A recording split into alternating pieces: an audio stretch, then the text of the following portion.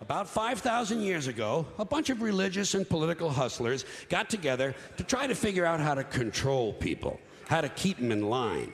They knew people were basically stupid and would believe anything they were told, so they announced that God had given them some commandments.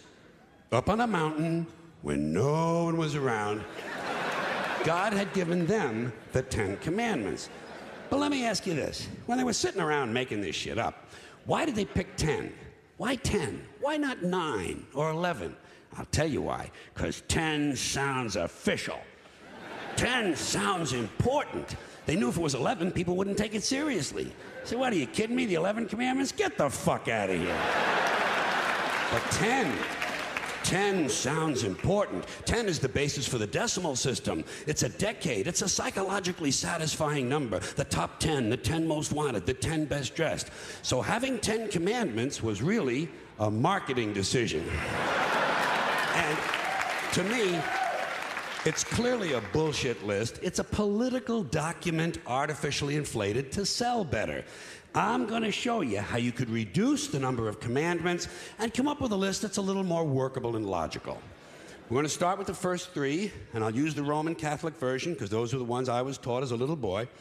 I am the Lord thy God. Thou shalt not have strange gods before me. Thou shalt not take the name of the Lord thy God in vain. Thou shalt keep holy the Sabbath. Right off the bat, the first 3, pure bullshit. Sabbath day, Lord's name, strange gods. Spooky language. Spooky language. Designed to scare and control primitive people. In no way does superstitious nonsense like this apply to the lives of intelligent, civilized humans in the 21st century. You throw out the first 3 commandments, you're down to 7. Next, honor thy father and mother. Obedience, respect for authority. Just another name for controlling people. The truth is, obedience and respect should not be automatic. They should be earned. They should be based on the parent's performance. Parent's performance. All right? Some parents deserve respect. Most of them don't. Period. You're down to 6. Now, in the interest of logic, something religion is very uncomfortable with, we're going to jump around the list a little bit. Thou shalt not steal. Thou shalt not bear false witness. Stealing and lying. Well, actually, these 2 both prohibit the same kind of behavior. Dishonesty, stealing, and lying. So you don't need 2 of them. Instead, you combine them and you call it thou shalt not be dishonest. And suddenly, you're down to 5. And as long as we're combining, I have 2 others that belong together. Thou shalt not commit adultery. Thou shalt not covet thy neighbor's wife. Once again, these 2 prohibit the same kind of behavior. In this case, marital infidelity. The difference is coveting takes place in the mind, and I don't think you should outlaw fantasizing about someone else's wife. Otherwise, what's a guy going to think about when he's waxing his carrot?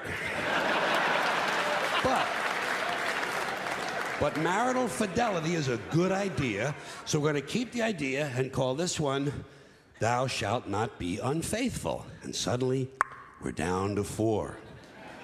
But when you think about it, honesty and fidelity are really part of the same overall value. So in truth, you could combine the 2 honesty commandments with the 2 fidelity commandments and give them simpler language, positive language instead of negative, and call the whole thing, thou shalt always be honest and faithful, and we're down to 3.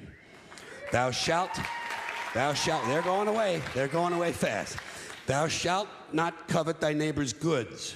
This one is just plain fucking stupid. Coveting your neighbor's goods is what keeps the economy going. All right? Your neighbor gets a vibrator that plays "O Come All Ye Faithful." You want to get one too. Coveting creates jobs. Leave it alone. You throw out coveting and you're down to 2 now, the big honesty and fidelity commandment, and the one we haven't talked about yet, thou shalt not kill, murder, the 5th commandment. But when you think about it, religion has never really had a big problem with murder. Not really. More people have been killed in the name of God than for any other reason. All you have to do... Sure.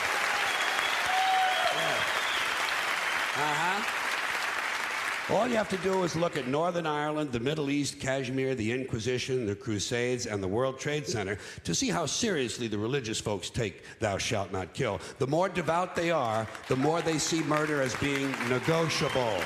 It's negotiable. You know? It depends. It depends. It depends on who's doing the killing and who's getting killed. So, with all of this in mind, I leave you with my revised list of the 2 commandments. Thou shalt always be honest and faithful to the provider of thy nookie. And thou shalt try real hard not to kill anyone, unless, of course, they pray to a different invisible man from the one you pray to. 2 is all you need. Moses could have carried him down the hill in his fucking pocket. And if they had a list like that, I wouldn't mind those folks in Alabama putting it up on the courthouse wall. As long as they included one additional commandment, thou shalt keep thy religion to thyself. But I want you to know something. This is sincere. I want you to know, when it comes to believing in God, I really tried. I really tried. I tried to believe that there is a God who created each of us in his own image and likeness, loves us very much, and keeps a close eye on things. I really tried to believe that, but I gotta tell you, the longer you live, the more you look around, the more you realize something is fucked up. Something is wrong here. War, disease, death, destruction, hunger, filth, poverty, torture, crime, corruption, and the ice-capades. Something is definitely wrong. This is not good work. If this is the best God can do, I am not impressed. Results like these do not belong on the resume of a supreme being. This is the kind of shit you'd expect from an office temp with a bad attitude. And just between you and me, in any decently run universe, this guy would have been out on his all-powerful ass a long time ago. And by the way, I say this guy because I firmly believe, looking at these results, that if there is a God, it has to be a man. No woman could or would ever fuck things up like this.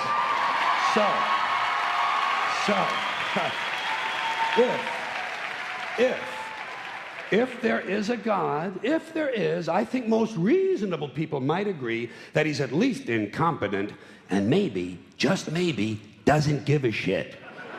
Doesn't give a shit, which I admire in a person and which would explain a lot of these bad results. So rather than be just another mindless religious robot, mindlessly and aimlessly and blindly believing that all of this is in the hands of some spooky, incompetent father figure who doesn't give a shit, I decided to look around for something else to worship, something I could really count on. And immediately, I thought of the sun. Happened like that. Overnight, I became a sun worshiper.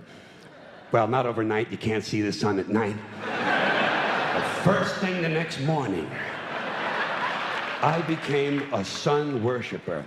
Several reasons. First of all, I can see the sun, okay? Yeah. Unlike some other gods I could mention, I can actually see the sun. I'm big on that. If I can see something, I don't know, kind of helps the credibility along, you know?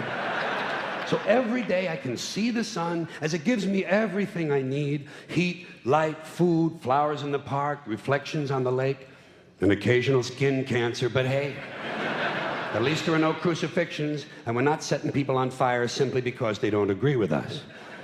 Sun worship is fairly simple. There's no mystery, no miracles, no pageantry, no one asks for money, there are no songs to learn, and we don't have a special building where we all gather once a week to compare clothing. And the best thing about the sun, it never tells me I'm unworthy. Doesn't tell me I'm a bad person who needs to be saved. Hadn't said an unkind word. Treats me fine. So I worship the sun. But I don't pray to the sun. Know why? I wouldn't presume on our friendship. It's not polite. I've often thought people treat God rather rudely, don't you? Asking trillions and trillions of prayers every day, asking and pleading and begging for favors. Do this, give me that, I need a new car, I want a better job. And most of this praying takes place on Sunday, his day off. It's not nice, and it's no way to treat a friend. But people do pray, and they pray for a lot of different things. You know, your sister needs an operation on her crotch. Your brother was arrested for defecating in a mall. But most of all, you'd really like to fuck that hot little redhead down at the convenience store. You know, the one with the eye patch and the club foot, huh? Can you pray for that? I think you'd have to. And I say, fine, pray for anything you want. Pray for anything. But what about the divine plan? Remember that? The divine plan. Long time ago, God made a divine plan. Gave it a lot of thought, decided it was a good plan, put it into practice. And for billions and billions of years, the divine plan has been doing just fine. Now you come along and pray for something. Well, suppose the thing you want isn't in God's divine plan. What do you want him to do? Change his plan? Just for you? Doesn't it seem a little arrogant? It's a divine plan. What's the use of being God if every rundown schmuck with a $2 prayer book can come along and fuck up your plan? And here's something else, another problem you might have. Suppose your prayers aren't answered. What do you say? Well, it's God's will. Thy will be done. Fine, but if it's God's will and he's going to do what he wants to anyway, why the fuck bother praying in the first place? Seems like a big waste of time to me. Couldn't you just skip the praying part and go right to his will? It's all very confusing. So to get around a lot of this, I decided to worship the sun. But as I said, I don't pray to the sun. You know who I pray to? Joe Pesci. Joe Pesci. Joe Pesci.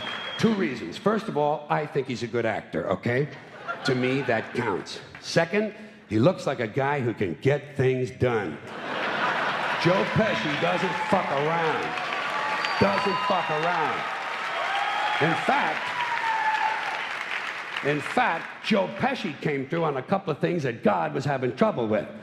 For years, I asked God to do something about my noisy neighbor with the barking dog. Joe Pesci straightened that cocksucker out with one visit.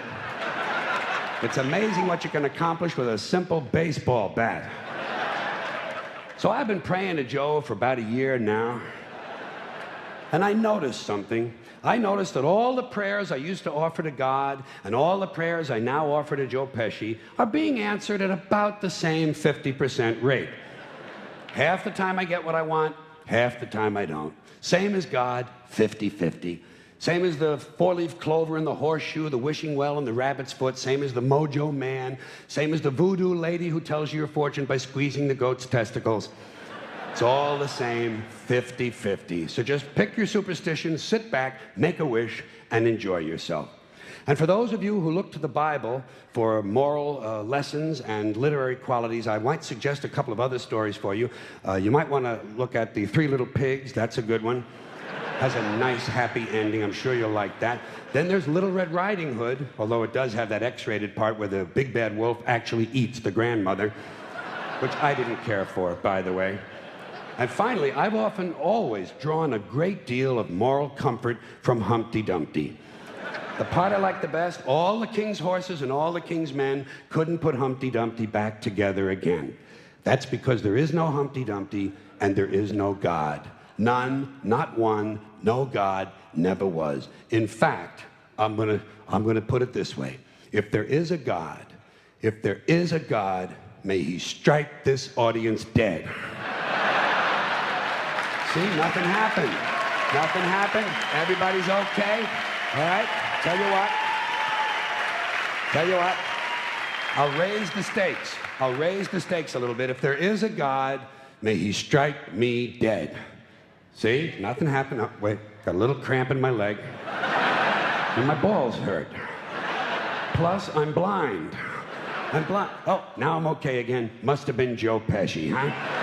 God bless Joe Pesci. Thank you all very much. Joe bless you. Thank you very much.